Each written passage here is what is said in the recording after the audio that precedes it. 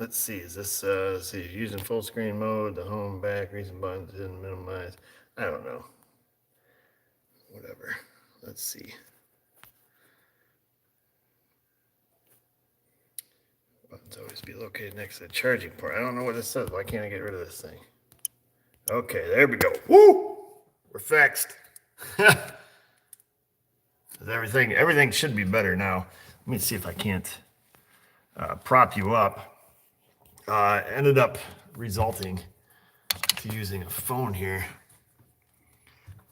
Like I say, I'm not a computer guy. So this is all. I don't have any place to put you guys.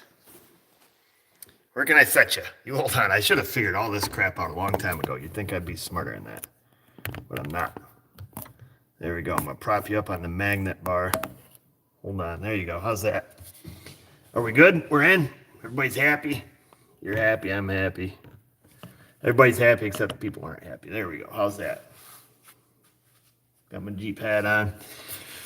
I tell you what. I'm gonna open it up over here because the little comments come across all zippy. I'm sorry for the disorganization, folks. This is the way my day has gone. So we'll say that. I say that. I don't know what all you guys heard. How do you like the Chevy bow tie on the? Let's see here. I'm gonna pause that. We're gonna see if. Okay, here we go. Now I got comments over here I can look at instead of trying to look at the comments up on your screen. All right, here we go. So it looks like everything's going great. Comments over here going a little faster now. I don't know. Everything's going zippy zap.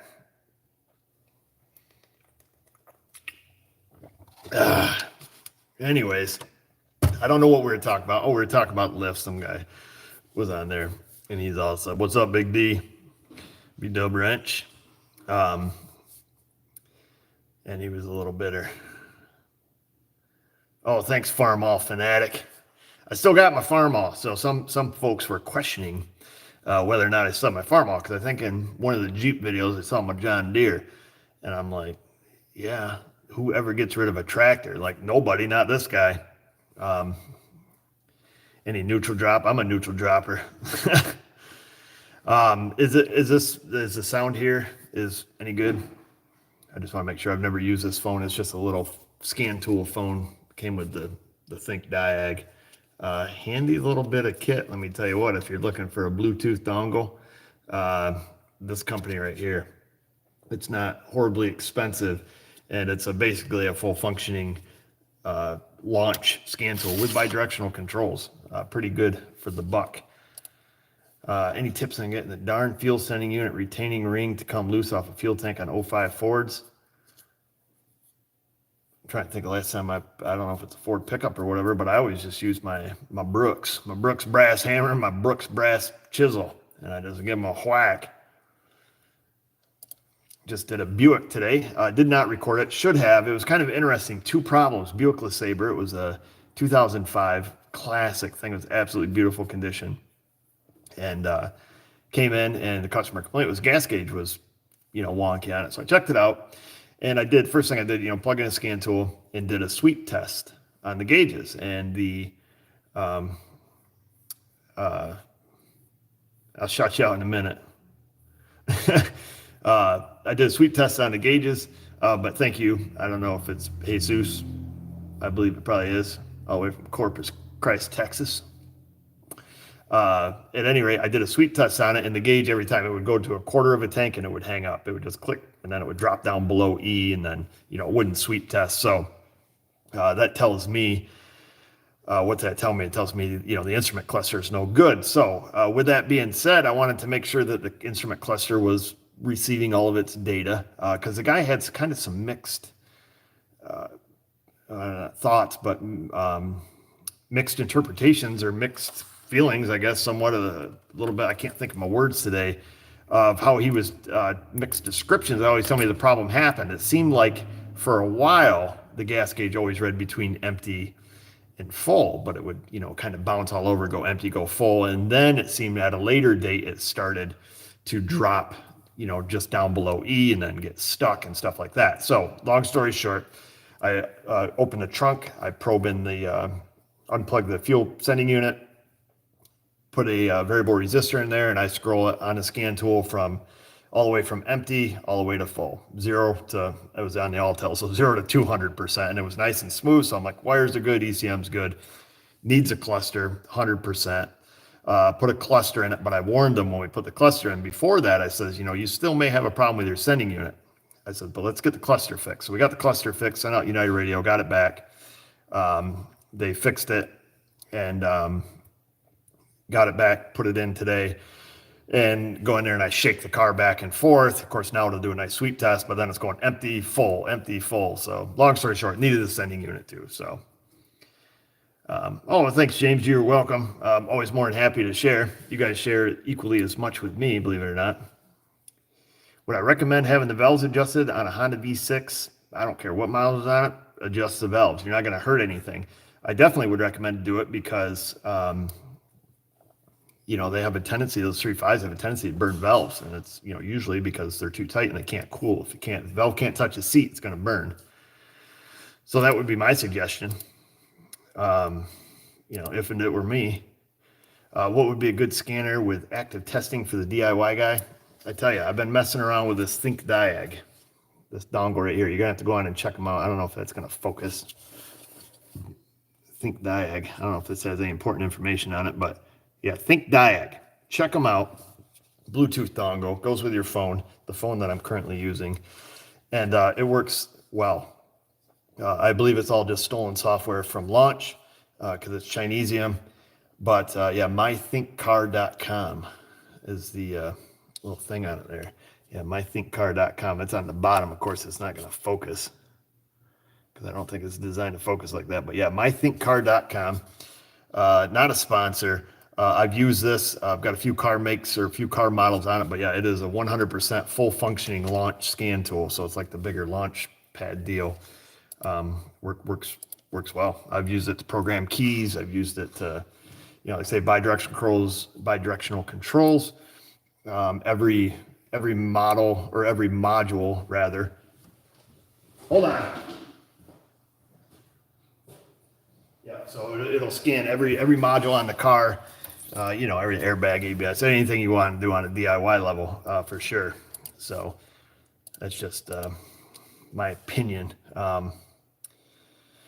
What's that? What else? The Altel, what is it? The Altel AP, that one Marie was using, AP100 or an Altel AP something. It's also a Bluetooth dongle. That was a really good tool. No bidirectional controls, but every module on the car. So if you want to read data,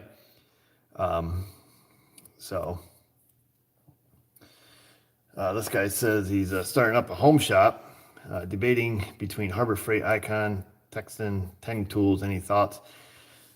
My thought is you get what works. If you guys ever seen my toolbox tour, which I haven't done, which I don't know if I'll ever do, my toolbox is the most hodgepodge of various types of tools you've ever seen. I mean, I have tools that all sorts of different brands, and I just use what works, man. What works, and I'm particular on ratchets because I like my snap-on ratchets. When I buy impact sockets, I so much don't care. I've got a lot of Napa professional tools back when Napa was America before they switched to Carlisle.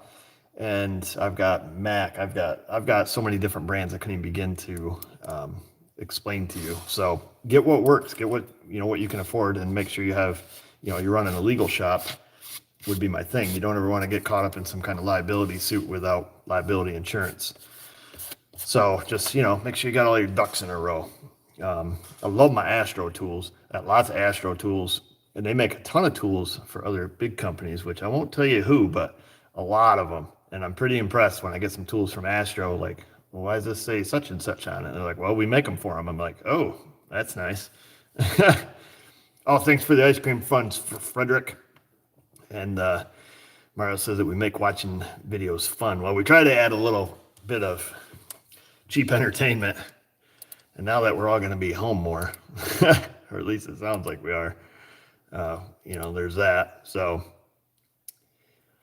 this guy here says the Icon stuff is just like Snap-on. Now, I don't believe the Harbor Freight that is near my area has any of that. I was there one time, and I think they had some signage, but they didn't have any of the tools. But I don't go there very often.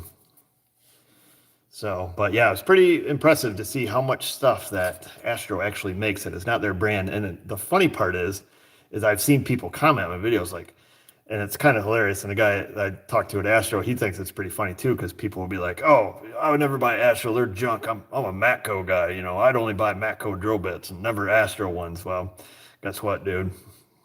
Yeah, you know. So, anyways, it's pretty funny. So.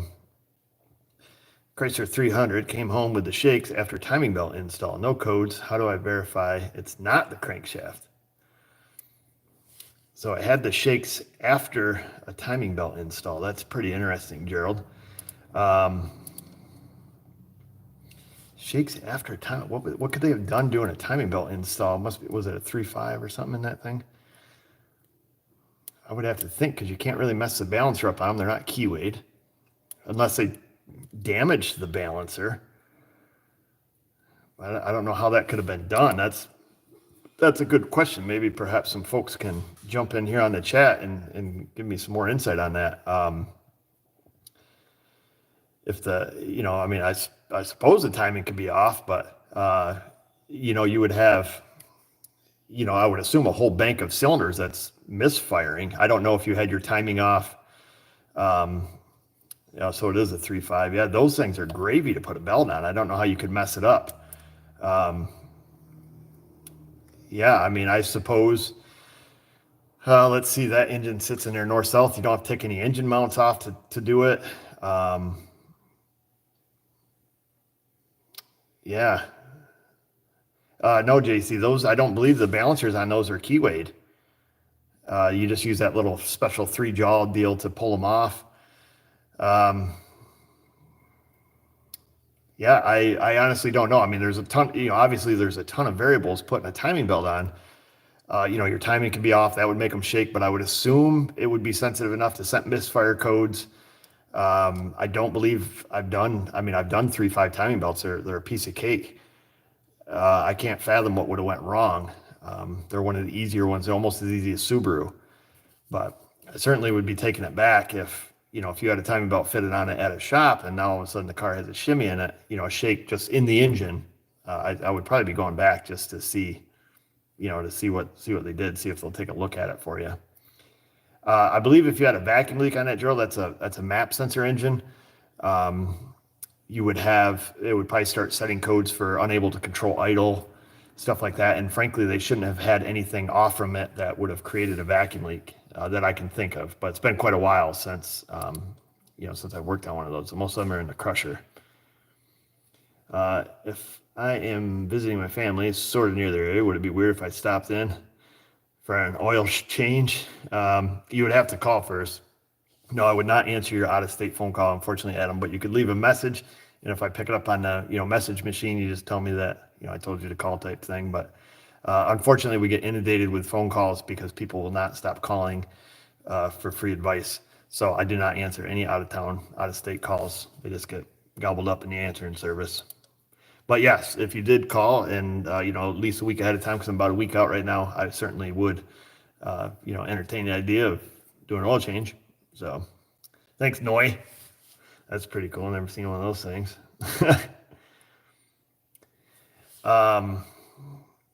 So this guy writes, Matthew O'Connor, that he's noticed I use a lot of Moog suspension parts. These are cheap Dorman quality in Europe, different manufacturing. That is a good question, Matthew. Honestly, here I have found that the Napa chassis parts have been going down the toilet. Now the Napa TXT line has been phenomenal, but the NCP, Napa chassis, the 3-digit code before them, their sway bar links are garbage, their tie rod ends are garbage. I've almost quit using them, except for certain things they do, that's okay. But I do use a lot of Moog, and I've had a lot of good success with it. Now they do make a cheaper line. I think it's, what do they call it, like their RK series or something like that, which are cheaper. Those I don't tend to use. But yeah, no, I would say, unless a lot of people disagree with me in the comments, that, I've had pretty good success with Moog. I've had better luck with Napa wheel bearings, SKF wheel bearings, as opposed to the Chinese Moog bearings. as far as Moog chassis parts, tie rod ends, ball joints, sway bar links, I've had much better success. So that's just my thoughts on that.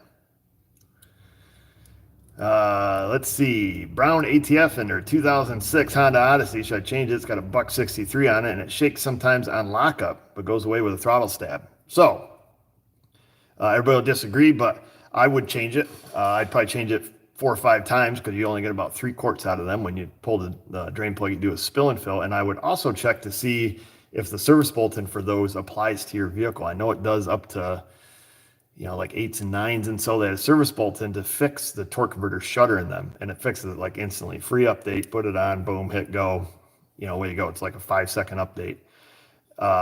Or you could try some transmission shutter fix, but if there's no update and your transmission fluid spanked, the friction modifiers that are in it are probably, severely smoked. So that's probably where you're getting your shutter from, is what I would think. So yep, done a lot of spill and fills on those. Had quite a few of them come in with torque converter shutters. Do spill and fills, and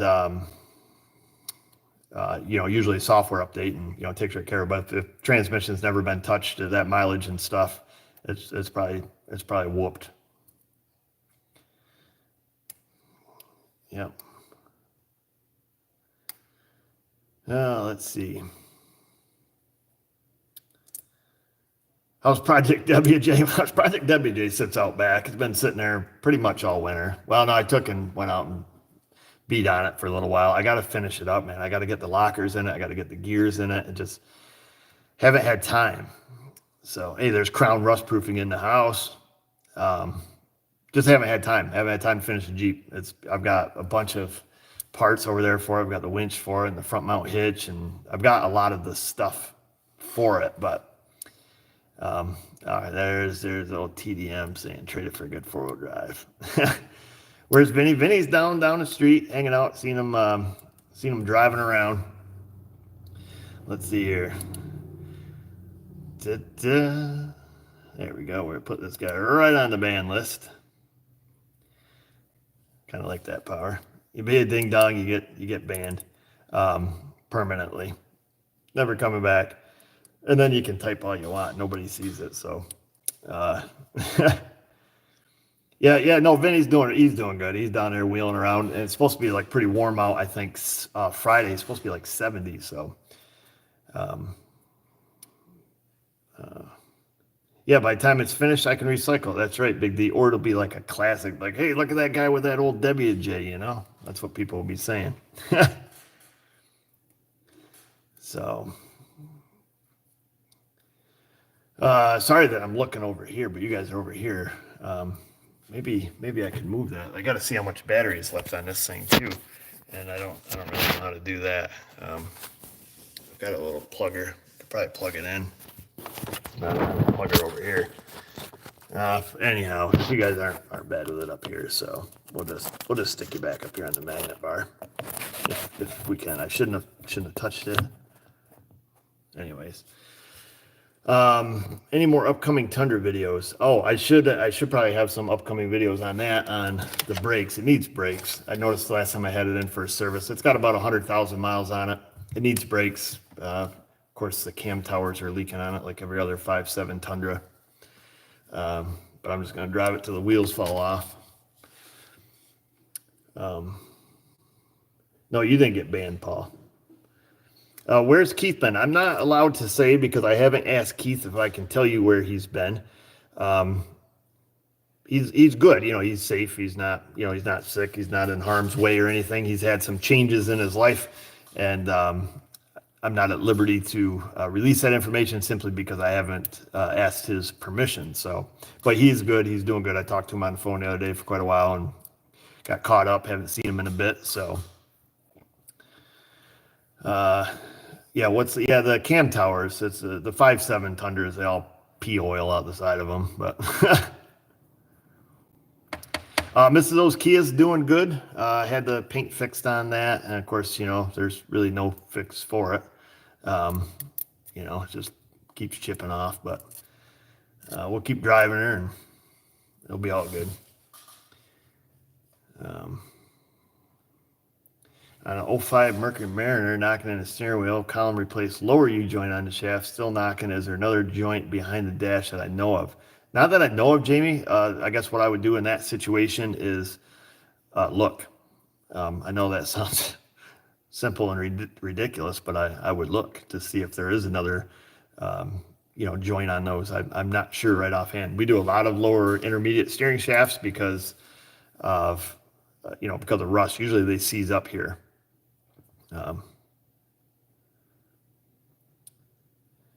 This fella asks on his 10 RAV4, he's got a 136 and 138. Where should he start? I would actually have to Google those codes. I think they're oxygen sensor codes, P0136. What's it say? Bank 1, sensor 2, low voltage. If it's bank 1, sensor 2, and bank, let's see, what's a 138? If they're both low voltage codes, I'd probably be looking for a, what is it?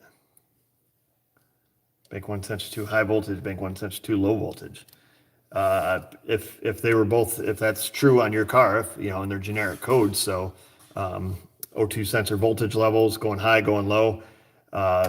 If it was me, I would probably, unplug it, do a circuit integrity test, make sure circuit integrity is good. Can you drive it high, drive it low with a test light? And then, after that, I would be inclined to take it for a test drive and see, what it's doing. I think on Toyotas, if the front air fuel ratio sensor is going wonky, it'll throw a code for the back. So let's say your AFR in the front's going screwy and,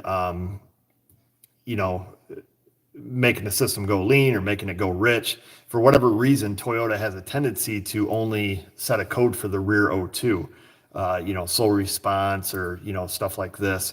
So I would be paying a little bit of attention to the front air fuel ratio sensor too, and watching the lambda on that to see. Okay, so Nicholas, he wrote there, AF sensor is almost always the culprit. So that's kind of what's sticking in my mind on Toyota. I don't know why they use that. I believe Toyota uses a lot of the downstream O2 sensor for fuel strategy. Don't hold me to that. I'm not a professional, but so that's that. Let's see, the back dude. I don't know what that means. The back dude, if you say the vehicle it is then, there are plenty of mechanics in here that could help you other than Eric. Anyways, great channel. Thanks from Texas Mechanic. Yeah, there is a lot of great folks in the comments, and I have learned my fair share from the comments. Let me tell you what. There's a lot of great folks in there. I mean, tons of them that can, provide lots of help. Even in the comments on a lot of videos, I see people helping other people all the time, and that's really great. It's very encouraging and, also great to do. So I've considered starting a forum just for that type of stuff because there's so many like-minded people on here. If we're all in the same forum, you kind of help each other out. I'm not a big forum guy, so I don't really know how to work them or how to use them or how to get one, but I've thought about, looking into that to see if we could, get something like that rolling because, because you guys are all pretty awesome and, whether DIY or pro DIY or, whatever. So,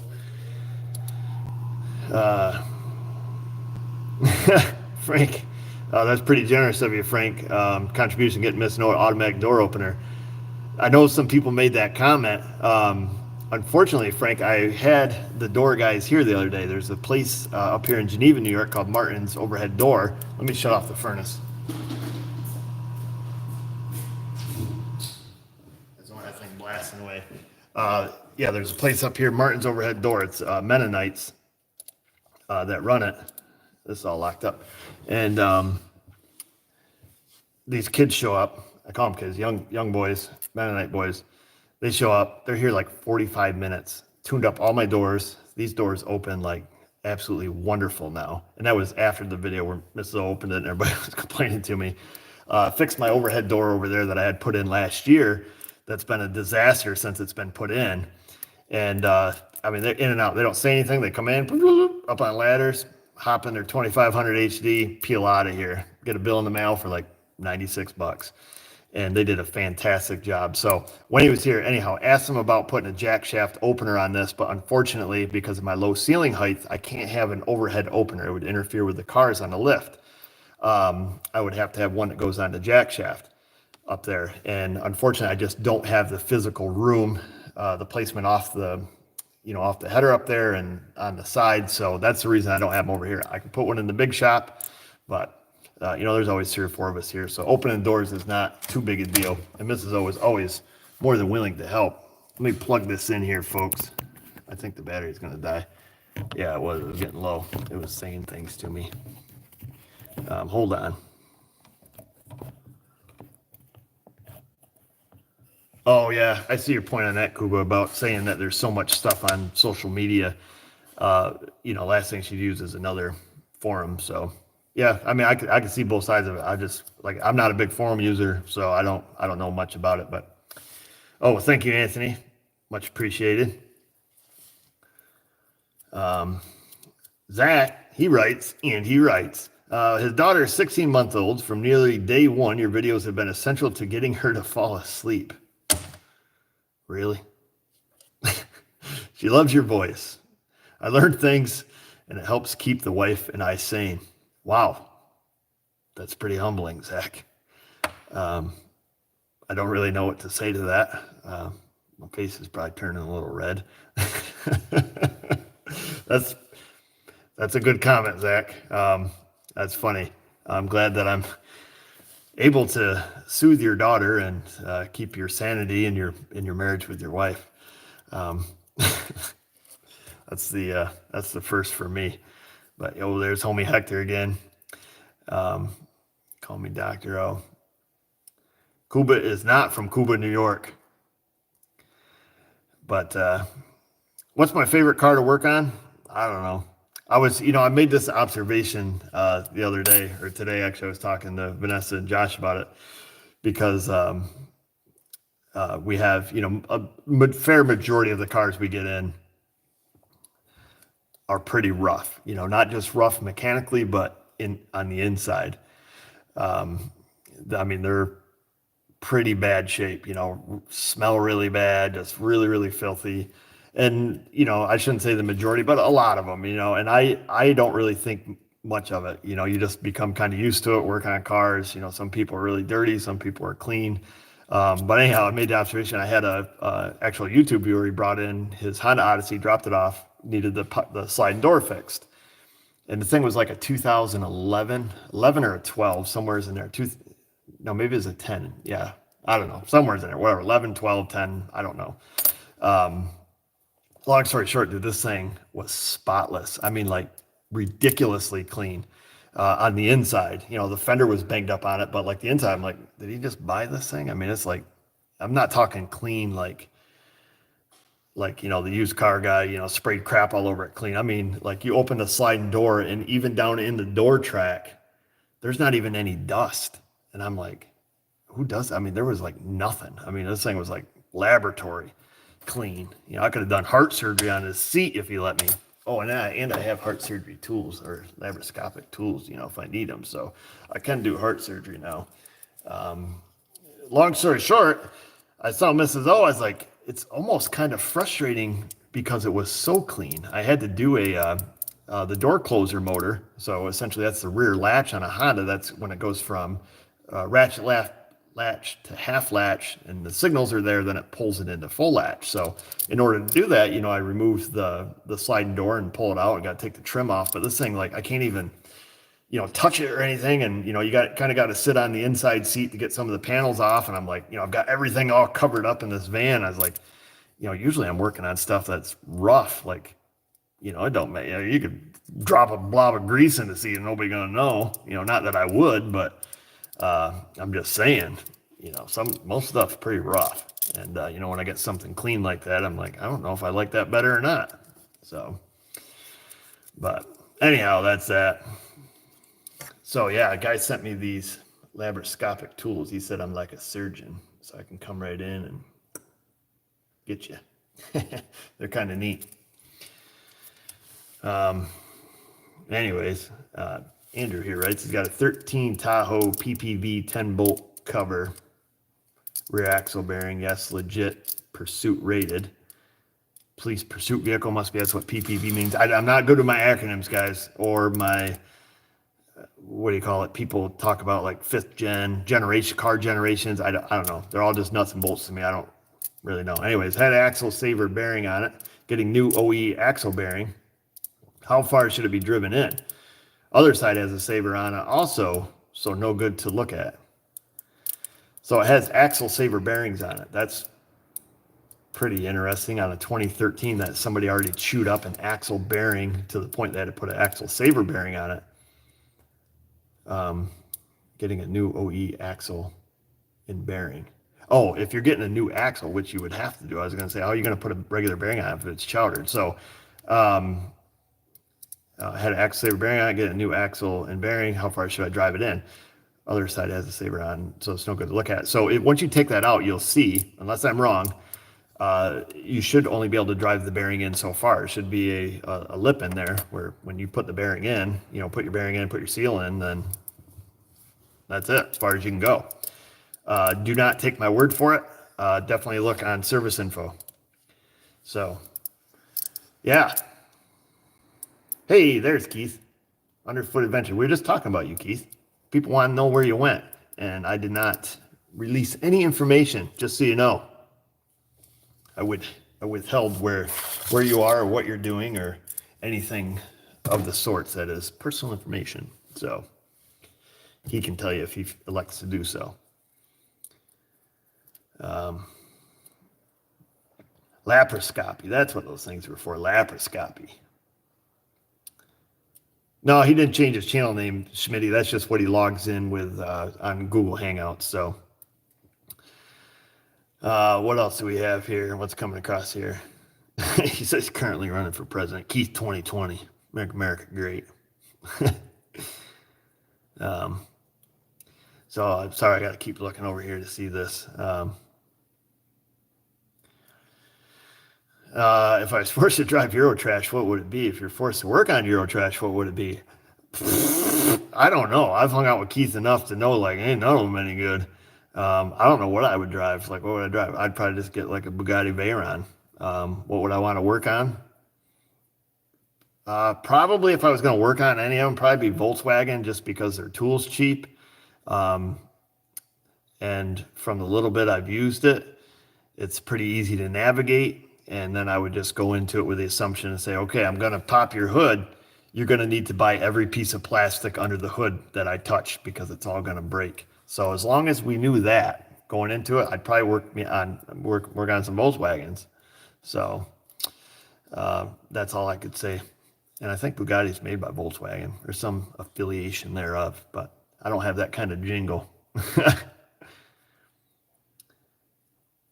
Best place for a vendor to get wiring diagrams. So I've mentioned this in a lot of videos, and I feel that I should do a dedicated video on this where people always ask, where do you get diagrams? Where do you get your information? And I've said it to the point I'm like blue in the face on videos. In my shop, I pay for Mitchell Pro Demand or Shopkey, however you call it. And then I also pay for Identifix, which has OEM diagrams on it, color diagrams. They both have service info. If I was a DIYer, take this here for example, like I'm working on a Chevrolet, Ford, Chrysler, anything. I've got my scan tool, I've got my data, and I want service info. I'm going to go to the OEM and I'm going to buy their short-term subscription. And I actually had a guy get pissed at me the other day on Facebook because he's wanted these diagrams. I need diagrams for this. I need service info for this. I'm like, look, man, I would love to, but I can't just sit here and just crank out diagrams for everybody and service info. So I sent him the link to GM Tips, to GM's website. It's I think it was $23 for 3 days, something like that. It's less than $30 for 3 days. Full-blown factory service info, everything the Chevy dealer has, pretty much. And then he got all pissed because he didn't want to pay. I don't want to have to pay for it. I just, tell me like, I should send it to him. It's like, whatever, dude, because that's not how it works. I'm a pretty helpful guy, and I try to be really nice. And sometimes it gets a little overwhelming.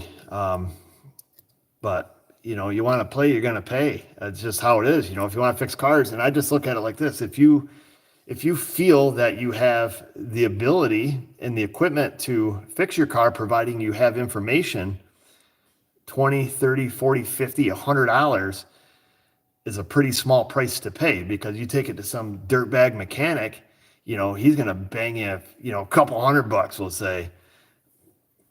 I don't know. I'm just saying, I'm not saying all mechanics are dirtbags. I'm just saying this is what people are saying. You go to a mechanic, it's going to cost you more. Let's say it like that. It's more politically correct. So if you have a $50 investment, on the high end of things, for factory software, factory data, factory diagrams at your touch, everything that the dealers have, OE level, no rewritten crap from Mitchell, no rewritten crap from Identifix. You got it right from the horse's mouth instead of the horse's hoo-hoo. Then that's cheap, and you fix it yourself. So let's say your return on your investment for your $50, say the mechanic, he was, had it for 4 or 5 hours, 6 hours, think of everything you saved, and then you buy the part, you do the labor yourself. So that's all I'm going to tell you. You used to be able to get them from BBB Industries, but I think they're shutting it down. I don't know. I could be wrong. For the acetylene funds. Thanks, Mike. Here's that the fire kills the coronavirus. I don't know that for a fact, but I do use a lot of torching. So always going through acetylene. And always need to buy ice cream. But I don't think you can get ice cream right now. The stores around here are pretty much all sold out of everything. There's nothing. So, but it's not a big deal.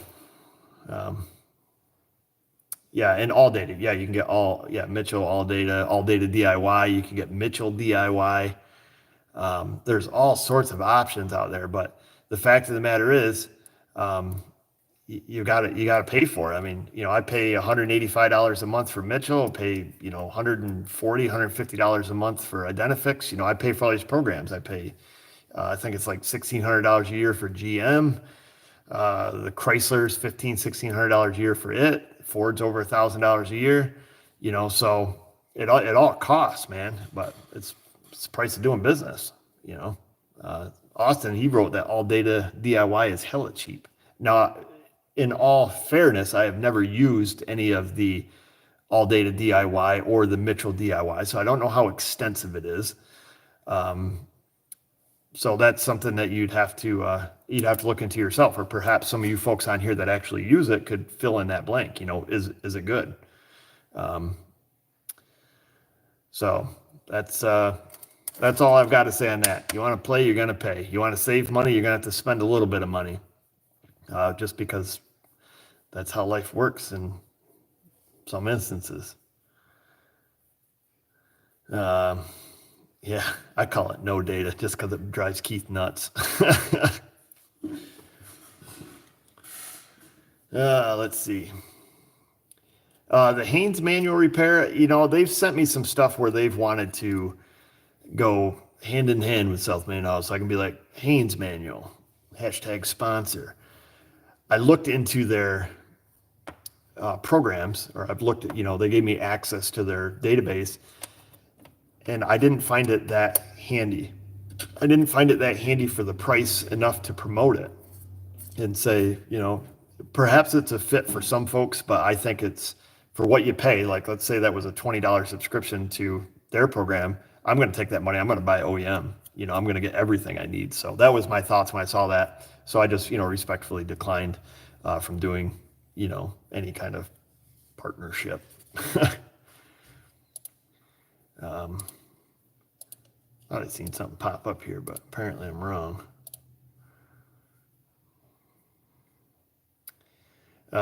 Chris there writes from Science Diagnostics that even OEMs have many faults in service info and wiring diagrams. Just use your brain. And that is true.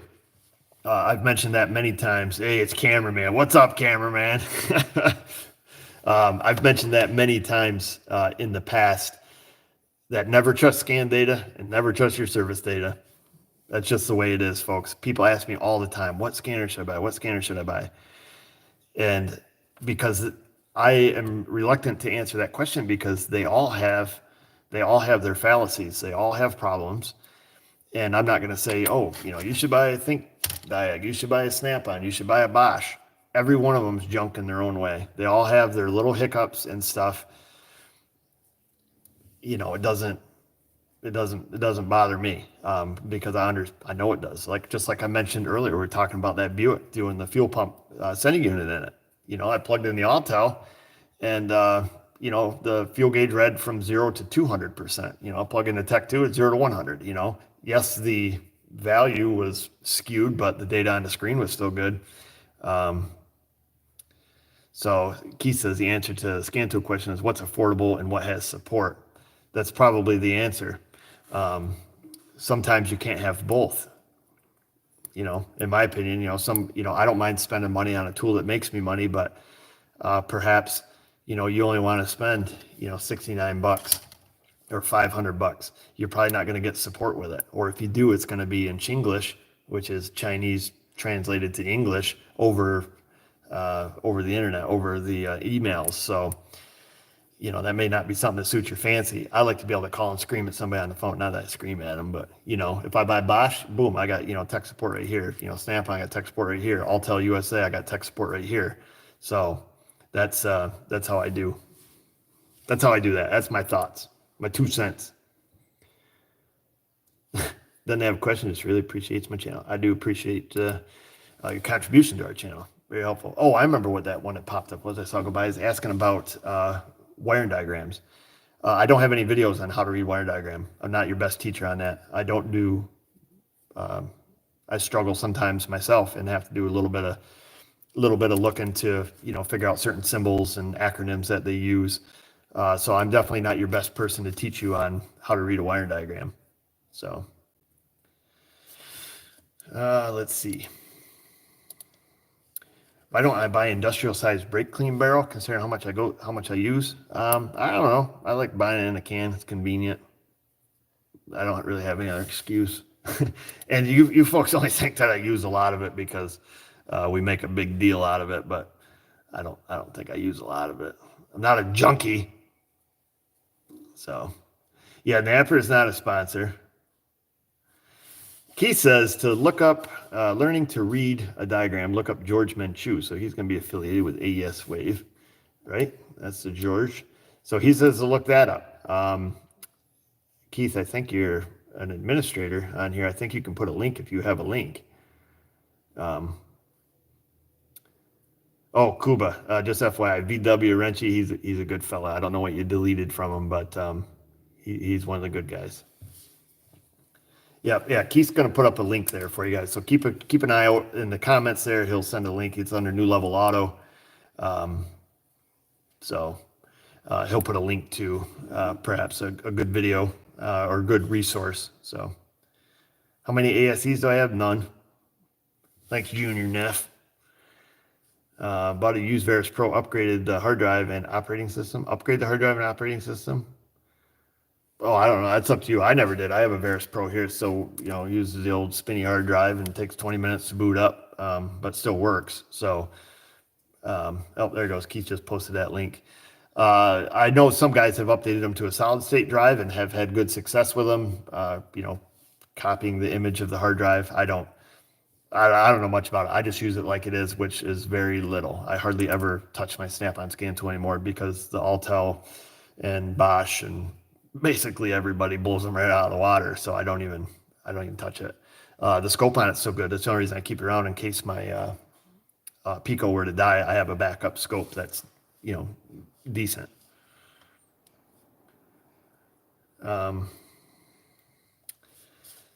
So some of these questions are kind of tough. I've seen you use a hub bearing puller several times. Is it worth the investment for DIY or just using a press? You think if I was DIY and I had access to a press, I would just use my press. I wouldn't be spending the money on a hub tamer. I do believe, I've heard through the grapevine that Astro is coming out with their kit of the hub tamer bearing changer. So I'd be on the lookout for that. Wink, wink. You didn't hear it from me.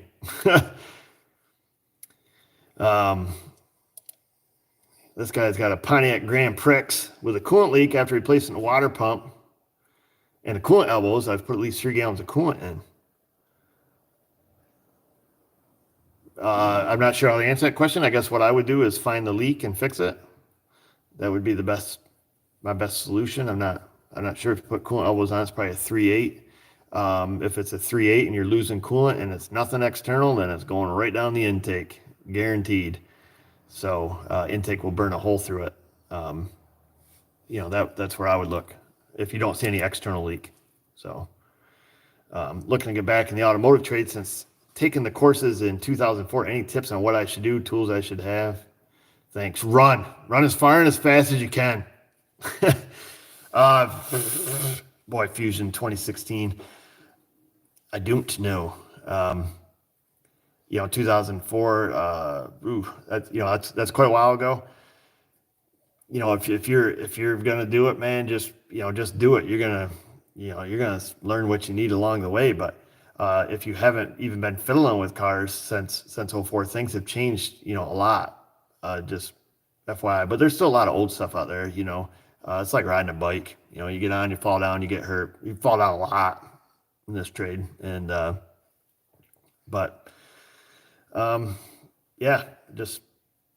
don't know. It's like I'm terrible answering questions. Don't ask me questions. I suck at answering questions. Oh man, Keith says it's gonna be 84 in Rocky Mount, home of Timmy. 84. That's where you're at, huh? It's supposed to be like 70 here on Friday. It's gonna be awesome. Can't wait for that.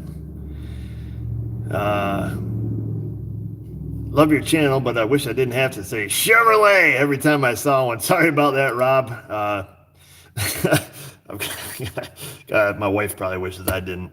Also, I don't, but I say it in my head every single time. 2004 Chevrolet. I don't know why. But yeah, anyways, good weather's coming. I'm officially sick of winter too, 100%. I think as I get older, winters get suckier.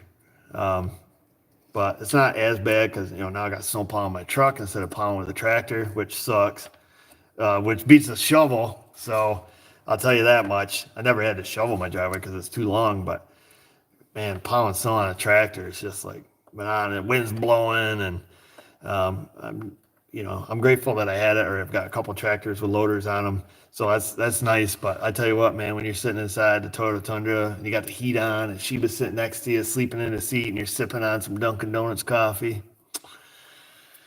you can't beat it. It's a whole lot better than being out on a tractor.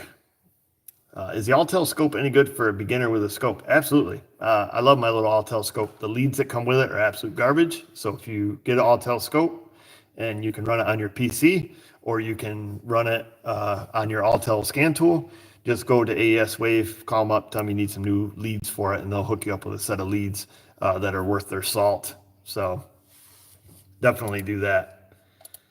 For some reason, I think Super Chats keep saying Chevrolet. I think they go by. They're not. They usually stick up here on the top of my page, but they're not. So I apologize if I'm missing some, because I'm over here. I'm not even looking at people. Yeah, Neutral Drop. Shout me. That's right, Justin. My buddies at Neutral Droppers. How do I feel about fixing European vehicles? I don't work on them. We've talked about this like a dozen or more times, and I don't work on them because I'm not familiar with them. Plus, they're not in our area. They're just we don't have them around here. Once in a while, like when I say that, and I had 2 Volkswagens in today, so I had a Beetle in today for an inspection and a CC for a service and a couple other things. But I've only have just a couple of customers that have. Euro cars. So, but that's that. Subaru, working on lots of Subarus. Love my Subarus. They're a lot of fun. What's the weirdest offer I've had through my channel? Well, you get emails all the time, from companies that want you to pimp out their goods. I've had woman's feminine products, and I'm like, I email them back and I'll be like, look, I'm an automotive channel. I'll be like, oh yes, but we also have tape measures. It's like these weird Amazon sellers that get, dozens of emails, send you free product, free samples, and, you get to keep it. Like, what am I going to do with this thing? I don't need a Pee-wee or whatever it is they're trying to sell. So anyhow, oh man, RB said he just ordered himself his own big nasty. Congratulations. I love that air hammer. I tell you what, mean. Make sure you feed it though. Takes lots of air. Let's see. Oh, do I work on rotaries? I have an RX-8 coming in on Monday for engine light, some drivability problems. Eric's Variety channel, so he just loves our channel. So we love your channel too, Eric. I know you're a nice guy. I can bet you are. But yes, I have a Mazda RX-8 coming in. Typically, I don't. I mean, I've done a couple, RX-7 builds. We'll call them. Don't know what gen. Place in PA, KDR rotary, KD rotary, whatever they are. Build the engines, put them in. Things go like hell. But as a general rule, I don't touch them because every one of them is just, coon tuned to the hill, just all kinds of crap on them, and kids drive, beat the wheels right off them and then want them fixed for a nickel. So generally not. Just like an RX-7, you never work on RX-7s because they're all modded. They're just absolute toilets. By the time the fifth kid has had it, this thing is just a mess. So, what do we have here? Do I like the AVE channel? Yeah, I do. I like the AVE. The man is absolutely brilliant. Don't know his name. Did talk back and forth with him on some emails when I sent out the Harbor Freight. See, Keith, when I sent out the Harbor Freight half-inch gun that I had that he tore apart and did a video on. So pretty funny guy. Nice to talk to on emails. Don't know his name. Didn't ask. Ever have any issues with Subaru manual transmissions come in? Just got done fixing the blown up center diff issue on a friend's car. Not a fun job. Boy, I have a lot of Subis that come in with manuals, but I've never had one with a failed manual. I've done several CVTs in them, of course. I think prior to that, if I've ever done a regular automatic transmission, but no, the CVTs, they're gravy to do. Love doing CVTs in those things. I did one the other day. I had to put a valve body in one in a CVT. The valve body was darn near the price of a used transmission, so I was really surprised that lady wanted to fix it because I think the valve body alone was $800, something like that. So let's see what else we have here.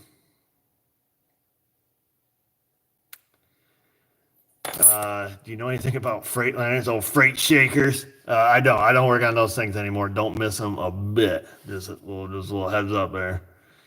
And this guy wants to know if I ever. Where was it here? Oh, here's your problem, lady. This guy wants to know if is the loss of privacy ever a problem with you and Mrs. O? I would say no. It hasn't been a problem. The only time it would be a problem is if somebody ever showed up to my personal residence. That's when it would become a problem. It would be a problem solved very quickly. But no, here at the shop, the only thing that's a pain is when people call the shop. That's just stupid. I never dreamed of that happening. If I could have foresaw that or had the foresight to see it coming down the line, I would have started my channel with an alias and remained Chris Fix-ish. Where you just hide out. People know like, oh yeah, you're from Jersey, but don't really know you, never seen your face. I probably would have done something like that if I knew it was going to hit the stupid level, which it has. It's far surpassed the stupid level. So, the phone call thing gets just monotonous.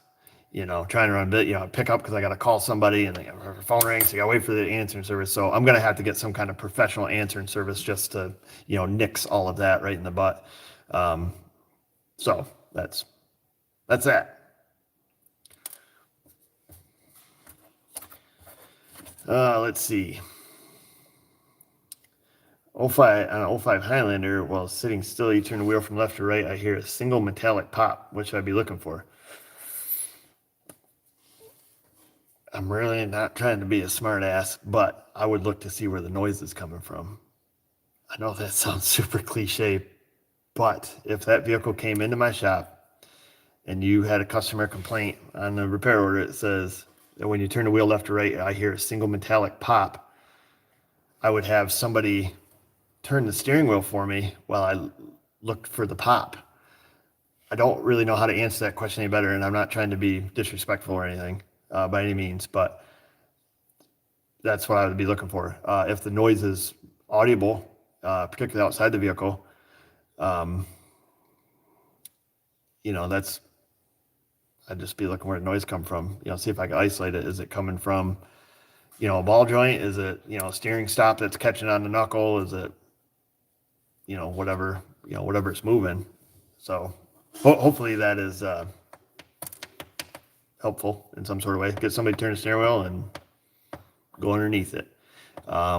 Perhaps you could even jack it up, put it on jack stands, and see if the noise goes away. And if that does, that'll tell you, you change the geometry of the front end somehow, so noise is probably in a ball joint, something like that. But that's what I would do. So, just my opinion. But about opinions, they're like noses. Everybody's got one. We'll keep it clean.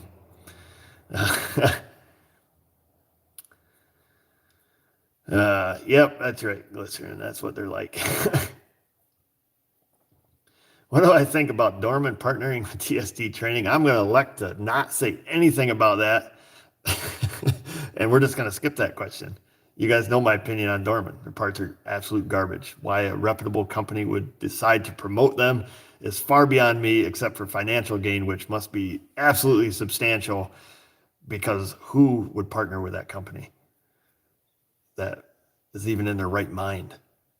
I have no idea. Anyways, that's all we'll say on that one. That's their decision, not mine. The stocks in the Dorman Corporation, Dorman Products, keeps going up and up and up and up and up because people keep buying their garbage and they keep making garbage and people keep buying it. So they're going to continue to rise until they've monopolized the entire aftermarket industry with all their garbage. Hate their stuff. Yeah, and unfortunately, it does, have a tendency to take an event like that and just be commercialized in the Dorman. Dorman says we've paid a lot of money, and you fly our flag. So that's what they say. You do what you're told. When somebody's making your paycheck, you do what you're told. Why does SMA have no sponsors?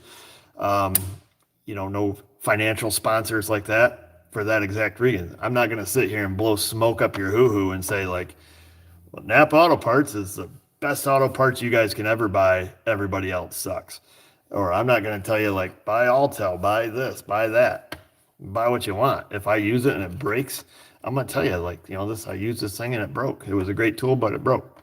Or I'll get something and be like, this thing is an absolute piece of garbage. And I'm going to tell you. So yeah, you ain't sponsoring SMA. It can't be bought, baby. I mean, unless Dorman shows up with $1 million a year offer, then I'm over here flying the flag, Dorman. No, I wouldn't do that to you guys. I'd turn it down. I've turned down pretty substantial offers in the past because it's just unethical and it's not the right thing to do. Bad drivers in Northwest Montana. Appreciate that, fella. Is it possible that carbon buildup cause an EGR valve to go bad and need to be replaced? It could be. If your EGR valve is open and it is blocked open with carbon, then it certainly can. Let me just see here. I'll tell you how I really feel. Oh yes, the stickers. I've been way behind on my sticker orders. My new order just showed up, so I do have stickers. So yes, you are correct. I think in the description of videos it tells you how you can get those. So yeah, so stickers are back inside. Just came in the other day. Thank you for reminding me of that. Let's see. I'm a Generation X. Mrs. O asked me the other day what I was because she's a millennial, and I was like, I don't know what I am. I'm a 70s child, baby. I only lived in 1970s for a brief few months, but I still was a 70s child.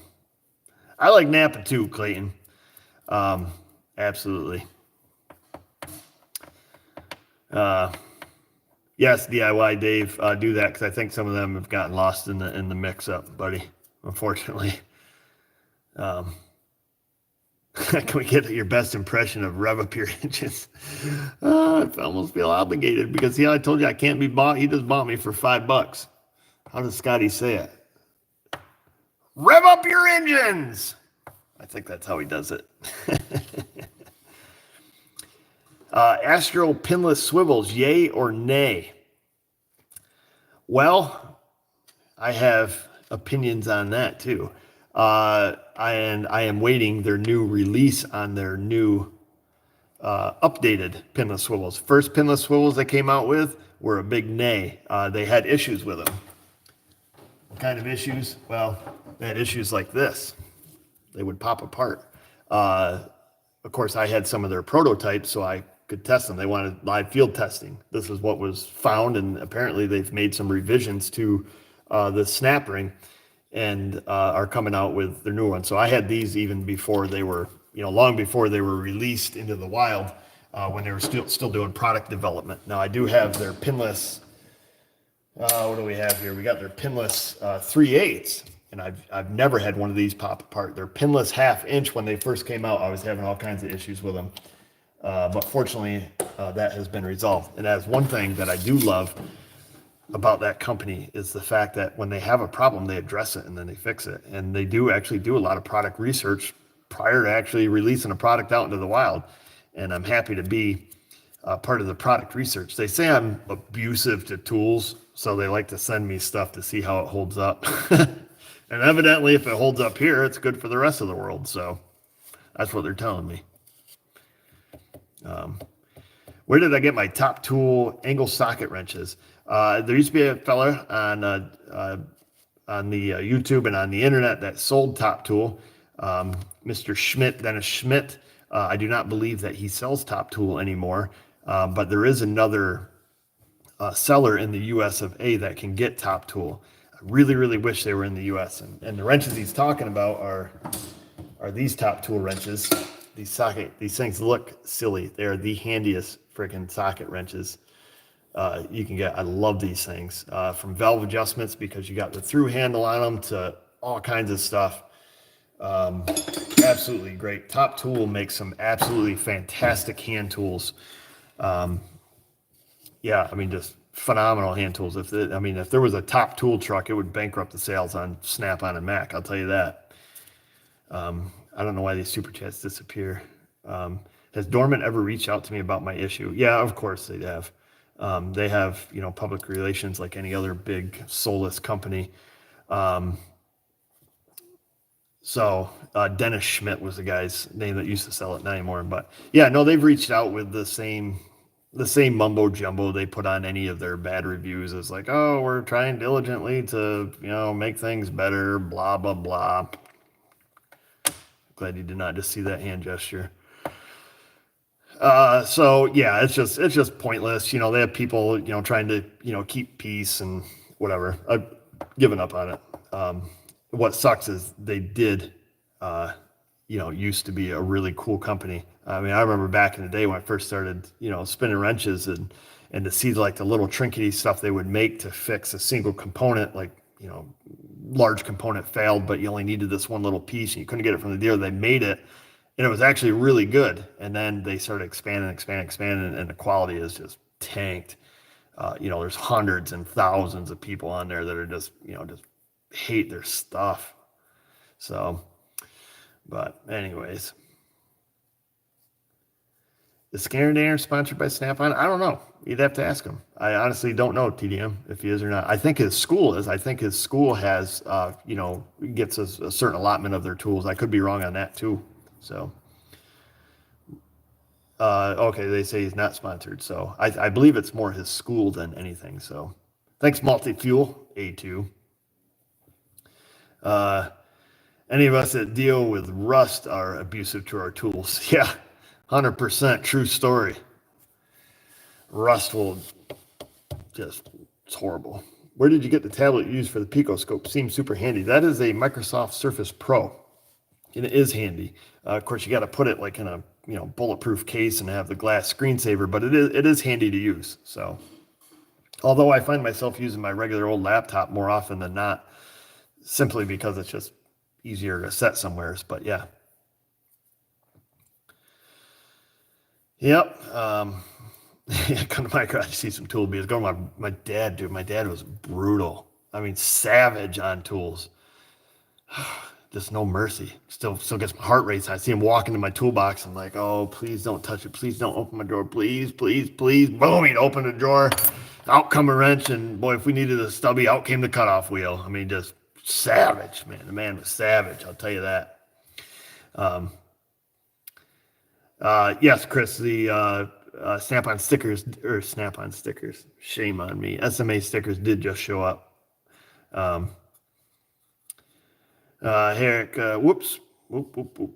I just did the coolant system that was really backed up. What looked like mud some years ago. Did it ever return? No, they drove that car till the wheels fell off it, and finally just rotted in half. I know the lady personally, and yeah, no, they drove that thing till it was spanked, and that was it. So, yeah, I remember that thing. That thing was a mess.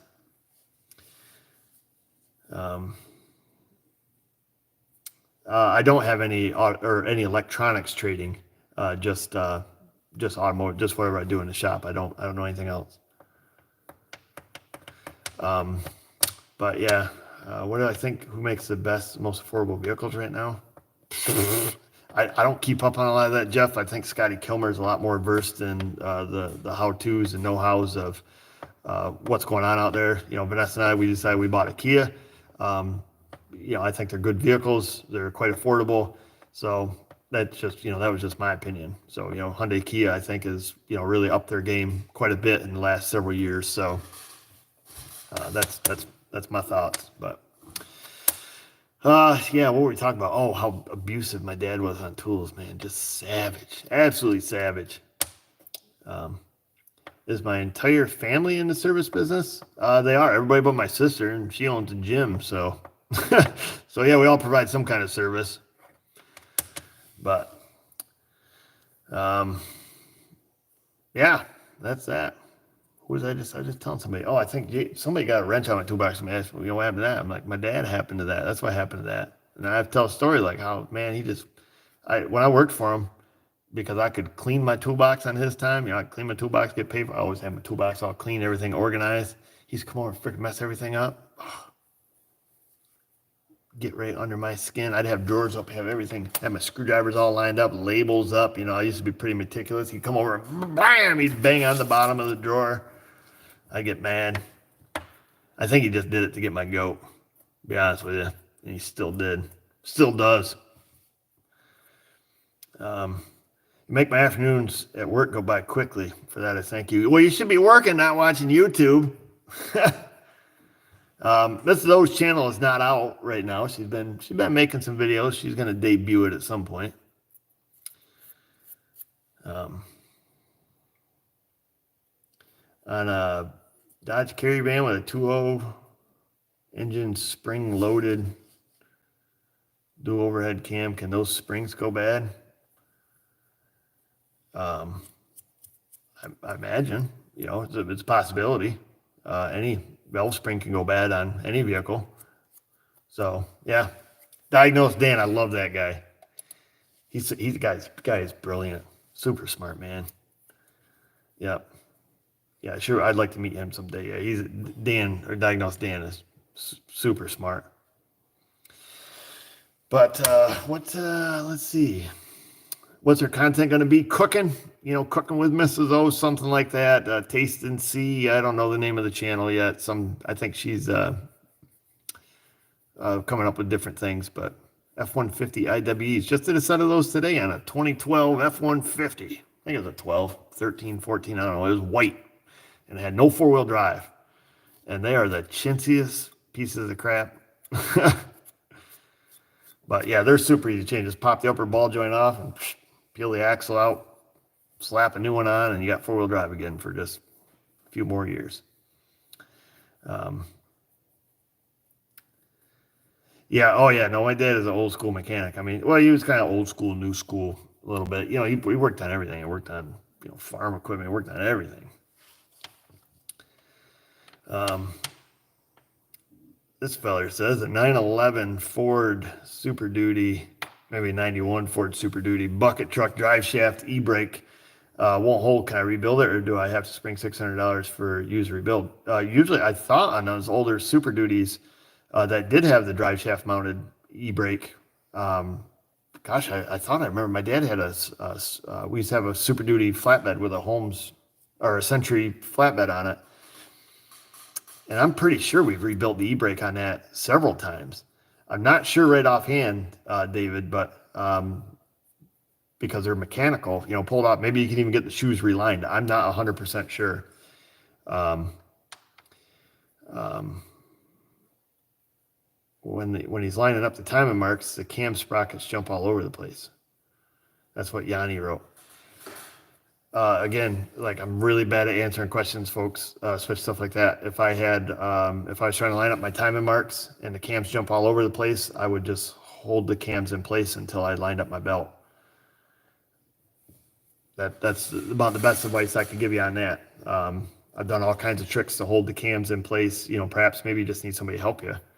Somebody, hold the cams while you get your belt on. How come I hate us in the aftermarket upfitters world? First of all, Mr. Random, I don't hate you in particular. I don't say that freaking Mr. Random and his aftermarket garbage. Why do I hate aftermarket garbage? Because it's always in the way. Just had a Dodge Journey in. Battery draw. Pop the hood. What do you see? This vehicle is equipped with a remote start. You go inside, you take the lower knee bolster off, and it might better said, this vehicle is equipped with a big freaking rat's nest of freaking wire under the dash. That's what it should have said, because that's what it was. I might like aftermarket stuff, and I've probably had it come in cars, and I can't see it, and it's done proper, and that's the stuff I like. But 98% of what I see is absolute hack job, and that does not reflect on you whatsoever. Just a little FYI. But the majority of stuff I see is just absolute garbage. They're cutting the wires. I mean, we've made so many videos on it. We had a Dodge. What was the last one there? Was that a Journey 2 or Caliber or something where they tied into the wires for the rear camera up in the headliner, and it's blowing fuses and the car wouldn't start. So it was, yeah. So anyways, that's why I hate that stuff. Check out Song Tree Top Flyer by Steven Stills. All right. Yeah. So anyways, hopefully that answers some questions about my aftermarket hate. If a 2000 Silverado 1500 got good oil pressure, but lifter not pumping oil, what would cause it? Well, if it has good oil pressure, but you have no oil coming out of the lifter, like out and up the push rod, I would assume if you had good oil pressure, cam bearings aren't wiped out of it, I would assume that there is oil restriction, in that head. If it was just a single lifter, I would assume it's a problem in that single lifter. So that would be my suggestion there. I did do a Mitsubishi that comes to mind. It was a 3-liter Mitsubishi. This thing came in, and this thing is rattling to beat the band. I mean, just like unbelievable. There's a good oil pressure. So I'm like, boy, it's interesting. Long story short, it sounded like it's a backhead. Pull the intake, pull the valve cover. This thing is drier than a popcorn fart back there. Yeah, or your push rod could be plugged. Yeah, so I would narrow it down to see if it's single push rod, single valve problem, or if it's the whole bank, then you got a bigger deal there. Particularly if it has oil pressure, you have a blockage, obviously.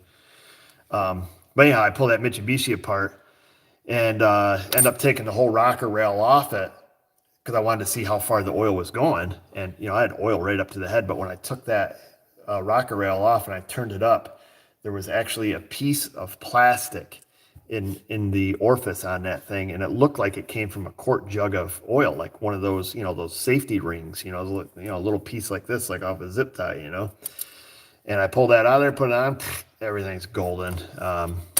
Just crazy stuff like that. I'm like, how the heck did that get there? You know, how could that even get past the oil filter and the pump?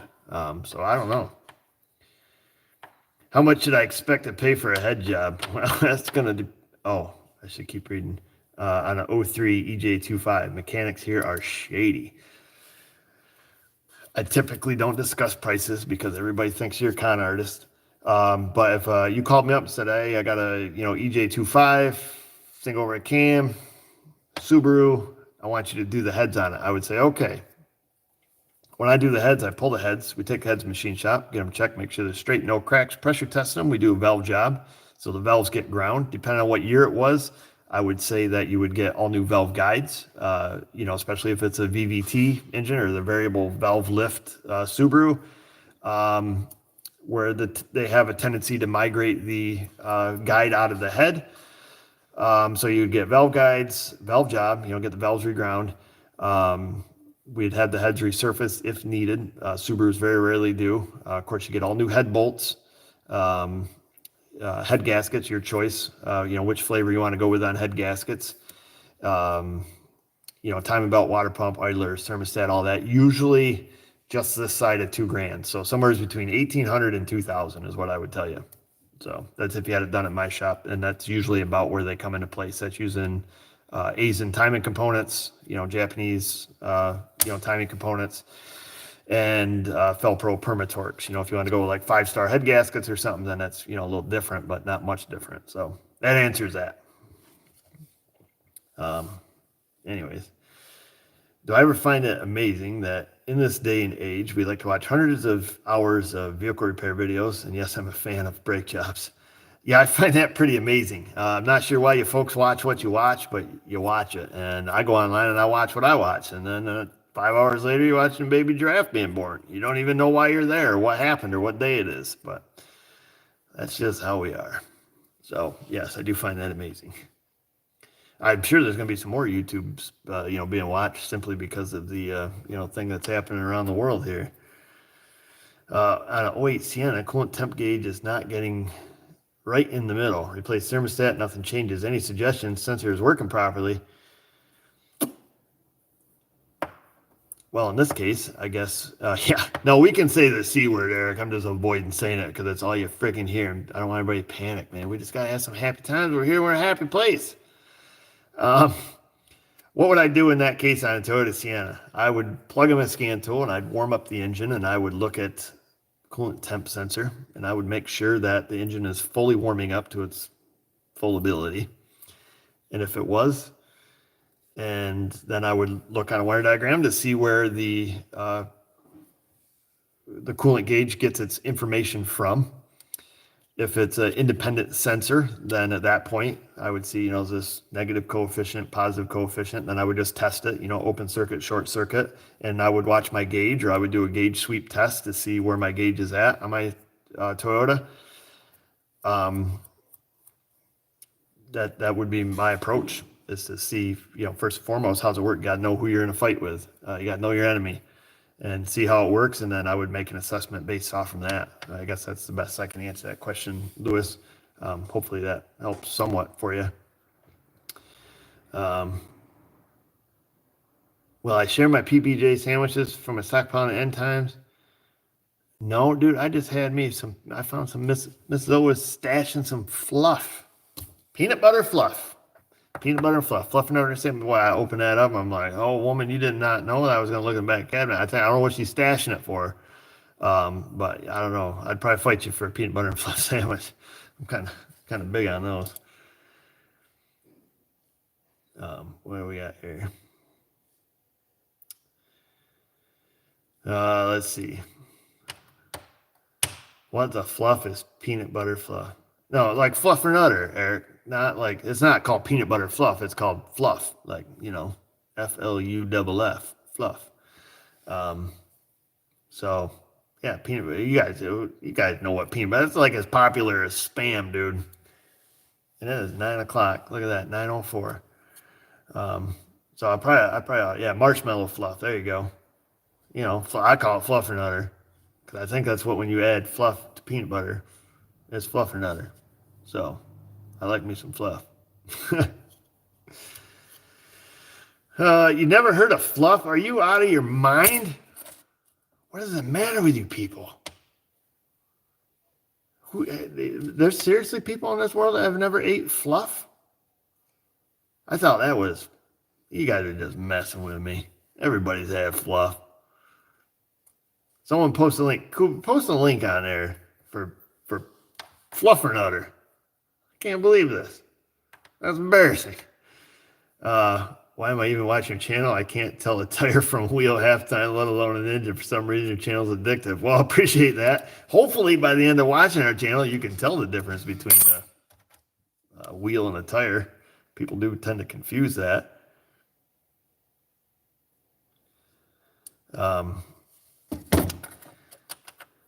Oh gosh, can you put gravy on it? Man, I can't believe you guys don't know about fluff. Anyways, I better get rolling. I gotta get out of here. Sheba's in the office. I gotta get going home. I'm tired. Man, I need some fluff. Would I sell cars that you fix from the car auction? Jay, that's a pretty open-ended question. Maybe. Some of the stuff, my used car guy, he's a pretty good dude, and he's pretty honest.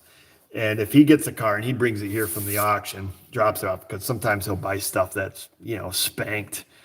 And, he'll get it cheap, brings it here, I check it out, I fix it, get it running. Sometimes he'll just take and wholesale them back through the auction. If he's got to put a lot of money into one, if it won't pass inspection and it needs all kinds of crap, then usually he ditches it. And he's a super honest guy, because I've watched him personally go on and beyond for people when he didn't have to, and I commend him for that. Like, for example, I had the Saturn come in. Did we do a video on the Saturn with the door locks and the alarm that was going off all the time? Yeah, I think we did. So anyhow, so a lady buys that Saturn. Door locks work great, mind you. She buys the Saturn, has it for, well beyond its warranty period. Plus I think it was over 100,000. So I don't think in New York State he was obligated to warranty the vehicle legally. So lady buys it and she has it for quite a while. And all of a sudden it starts developing some, transmission problems. I don't remember what it was doing, bunch of codes in it. It was around about the time I did that transfer case video, because I remember I wrote the code numbers down on my hands. Long story short, I check it out for her. Thing needs a valve body. GM's got TSB on it. The little pressure wafers in the valve body transmission control module, they go up in smoke, and it needs a valve body. So we tear the thing apart, and indeed it is. Valve body's physically broken. The transmission module's broke. Pressure solenoids are broke. Whatever. Put a new one in it. It was spendy. It was like, I don't know, it was a $600 or $700 part, something like that. 4 or 5 hours of labor. Pull the front pan off, do the whole thing, plus fluid. And he paid $1,000 towards the lady's bill. And I thought that was, extremely generous, because technically he didn't have to do anything, but he did. And I've watched them. The neighbor lady here bought a car off him. It was like a year later, the battery in it goes dead. She calls him up because she doesn't know who to call. He called me, says, "Hey, can you go put a battery in this car, out back your shop?" And I'm like, "Yeah, why?" He's like, "Oh, she bought the car from me last year, and yeah, battery's gone in it." So I'm like, "And?" He's like, "I'm just buying her a battery." I'm like, okay, so I don't feel that I can, spout out his information on here without his permission, but a pretty stand-up guy.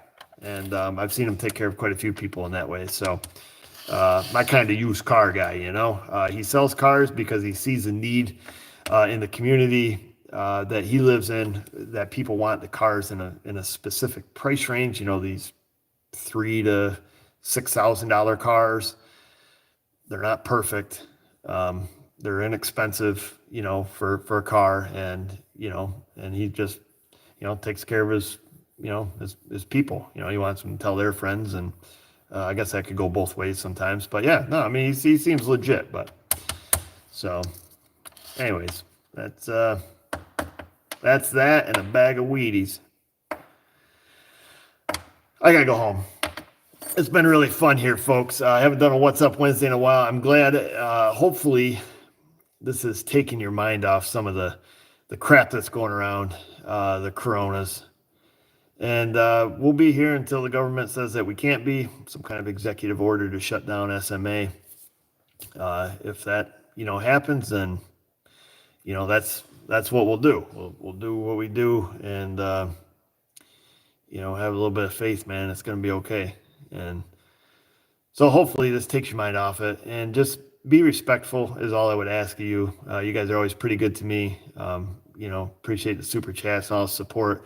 And all I would ask of you is to just be respectful when you're out there and, your grocery store gets replenished. There is a lot of folks out there, elderly people that, can't make it out like we can make it out. So, don't be savage. Leave some for the next guy. That's the best advice I can give you. I can give you better advice, but that's some advice I can give you. So, and, love your neighbor, and, try to help out where you can. And that's all we can do. Even if, you have an elderly neighbor or something, if you can, just stop, check on them, see if they're safe, keep your distance. And, if you can get them something while you're out and about, do it. That's what I would say. That's what we like to do. And just help out where you can. Anyhow, that's that. So thanks for watching, guys. Thanks for all the super chats. Thanks for the lovely time together, spending time together. I gotta go home. I'm tired. I'm beat. So it's been fun. So I gotta figure out how to turn this off, and this is where it gets awkward because I don't know what the heck I'm doing. Stop it. So anyhow, thanks for watching. Here's the stop button.